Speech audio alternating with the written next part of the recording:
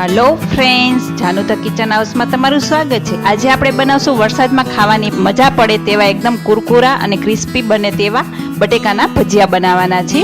અને હજુ સુધી જો તમે મારી ચેનલને સબસ્ક્રાઇબ ના કરી હોય તો મારી ચેનલને તમે ખૂબ ઝડપથી સબસ્ક્રાઇબ કરજો, લાઈક કરજો, શેર કરજો, જેથી આવનારા નવા વિડિયો તમારા સુધી તુરંત પહોંચી શકે। તો ચાલો જોઈએ આપણે ફટાફટ રેસીપી।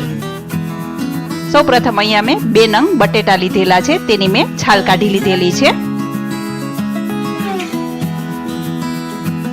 હવે તેને આપણે પતરી પાડવાની છે।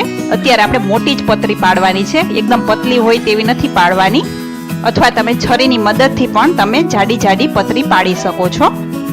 હું તમને બે રીતે તમને બતાવવાની છું। જે વેફરના બટેકાની આપણે પતરી પાડી તેવી પતલી એકદમ નથી પાડવાની, થોડીક જાડી હોય તેવી જ રાખવાની છે।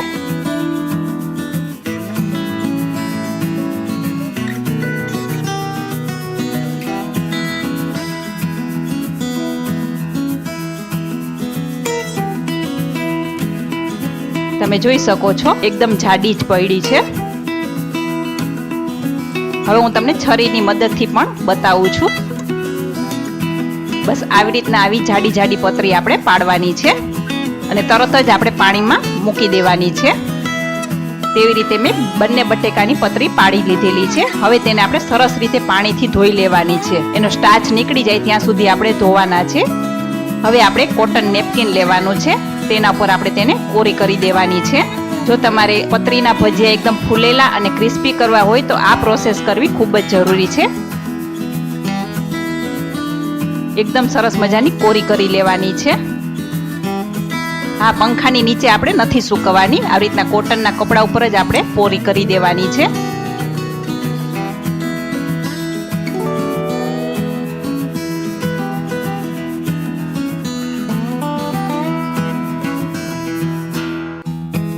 હવે તેને આપણે 2 થી 3 મિનિટ માટે સુકાવા દેશું। ત્યાં સુધીમાં આપણે બેટર બનાવી લઈ। એક બાઉલ લેવાનું છે, તેની ઉપર આપણે ચાયણી રાખવાની છે અથવા તો ગયણી પણ રાખવાની છે। હવે તેમાં આપણે અડધા કપ જેટલો ચણાનો લોટ લેવાનો છે, જે રેગ્યુલર ચણાનો લોટ હોય તે જ લેવાનો છે। હવે તેમાં આપણે 1/4 કપ ચોખાનો લોટ લેવાનો છે અને બંને લોટને આપણે સરસ રીતે ચાળી લેવાના છે, એટલે ગાંઠા હોય તે પણ નીકળી જાય અને જે આપણું બેટર છે એકદમ મુલાયમ બને। આ પ્રોસેસ કરવી પણ ખૂબ જ જરૂરી છે। જો તમારી પાસે ચોખાનો લોટ ન હોય તો મેંદાનો યુઝ કરી શકો છો, અથવા મેંદાનો પણ ના હોય તો કોર્નફ્લોર પણ તમે યુઝ કરી શકો છો। ચોખાનો લોટ તો બધાના ઘરમાં અવેલેબલ હોય જ છે, એટલા માટે હું અહીંયા ચોખાનો લોટનો ઉપયોગ કરી રહી છું। હવે તેમાં આપણે 5 ચમચી જેટલી હિંગ એડ કરવાની છે, 5 ચમચી જેટલી હળદર એડ કરવાની છે, 5 ચમચી જેટલો અજમો લેવાનો છે, તે આપણે આવી રીતના હાથેથી મસળીને એડ કરવાનો છે। ચણાના લોટમાં અજમાની ફ્લેવર ખૂબ જ સરસ લાગે છે। હવે તેમાં સ્વાદ અનુસાર નમક એડ કરી દઈ। 5 ચમચી જેટલા ચીલી ફ્લેક્સ છે તે પણ આપણે એડ કરવાના છે અને બધું સરસ રીતે પહેલા મિક્સ કરી દેશું। અજમો એડ કરવાથી ગેસ થતો નથી અને પાચન ખૂબ ઝડપથી થઈ જશે। હવે તેમાં આપણે થોડું થોડું પાણી એડ કરવાનું છે અને મિક્સ કરતું જવાનું છે। ગાંઠા ના પડે તેનું ખાસ ધ્યાન રાખજો। બેટરને આપણે બહુ પતલું નહીં અને બહુ થીક નહીં તેવું બેટર આપણે તૈયાર કરવાનું છે। હા, તમને મારો વિડીયો અને મારી રેસીપી કેવી લાગે છે તે કોમેન્ટ બોક્સમાં જરૂરથી જણાવજો।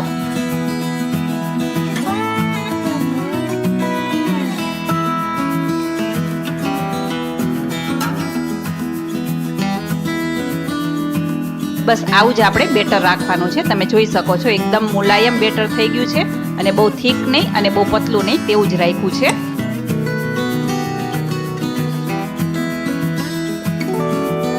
આવી રીતના ચમચીની પાછળથી આપણે ચેક કરી લેવાનું। જો બહુ પતલું હોય તો આપણે તેમાં થોડોક ચણાનો લોટ આપણે એડ કરી દેવાનો।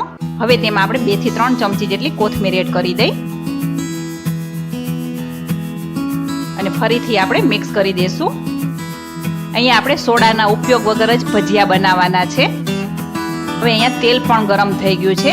હવે તેમાંથી આપણે 1 થી 2 ચમચી જેટલું તેલ ગરમ એડ કરવાનું છે, એટલે આપણા બટેકાની પતરીના ભજીયા એકદમ બહાર જેવા અને ફૂલેલા ફૂલેલા તૈયાર થશે। હવે આ પતરી પણ સરસ રીતે સુકાઈ ગઈ છે, કોરી પણ થઈ ગઈ છે. તમે જોઈ શકો છો જરા પણ પાણીનો ભાગ નથી. હવે આપણે એક બટેકાની પતરીને આપણે બેટરમાં બોળીને તેલમાં ગરમ ગરમ ભજીયા પાડવાના છે.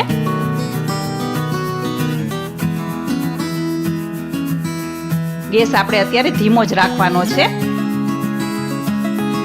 ખાસ ધ્યાન રાખજો, એકદમ તેલ ગરમ ના હોવું જોઈએ.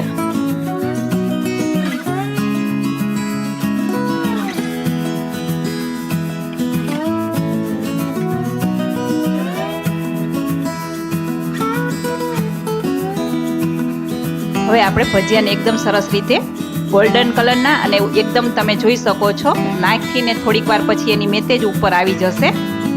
નીચે બેસી નથી જતા કે નથી ચોટતા, તમે જોઈ શકો છો.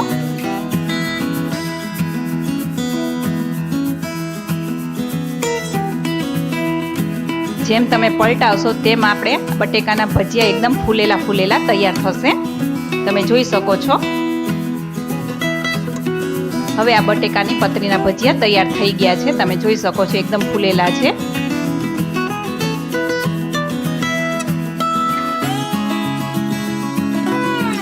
હવે તેને આપણે એક પ્લેટમાં લઈ લેશું.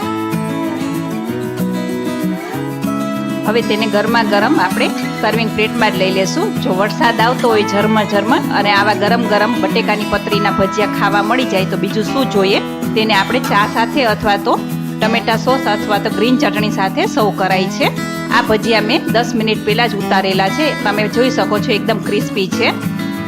તો કેવી લાગી આજની મારી આ રેસીપી? તમે જરૂરથી લાઇક, શેર ઓર સબસ્ક્રાઇબ કરજો અને મને કોમેન્ટ પણ કરજો. ફરી મળીશું અવનવી રેસીપી સાથે. ત્યાં સુધી આવજો.